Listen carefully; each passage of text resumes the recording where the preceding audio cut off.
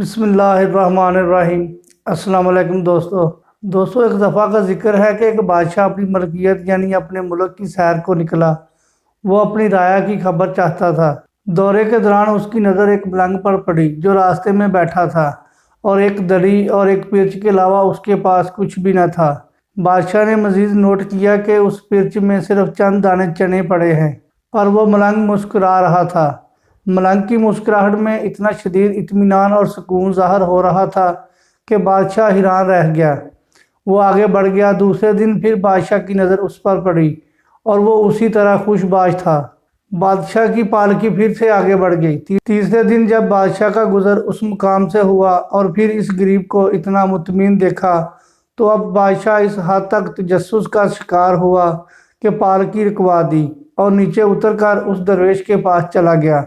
اسے بتایا کہ ملک کا بادشاہ ہوں اور 3 دن سے تیری مسکراہٹ اور مفلسی کا یکجا ہونا مجھے ہرگز ہضم نہیں ہو رہا۔ آخر ایسا کیا ہے تمہارے پاس جو تمہیں خوشی دیتا ہے؟ میرے پاس ملک میں سب سے زیادہ دولت ہے، مگر میں پرسکون نہیں ہوں۔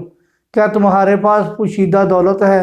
درویش نے نفی میں سر ہلایا۔ بادشاہ نے پوچھا، پھر کیا تمہارا خاندان ہے یا گھر والے جو تم سے نہایت رغبت رکھتے ہیں؟ درویش نے بولا، جی نہیں، میں بالکل تنہا ہوں، میرا کوئی نہیں۔ میرے پاس ان چنوں کے سوا کھانے کو کچھ اور نہیں۔ بادشاہ بہت حیران ہوا اور آخری سوال کیا، پھر کیا تمہیں اللہ نے قابل فخر صحت سے نوازا ہے جو تم خوش رہتے ہو؟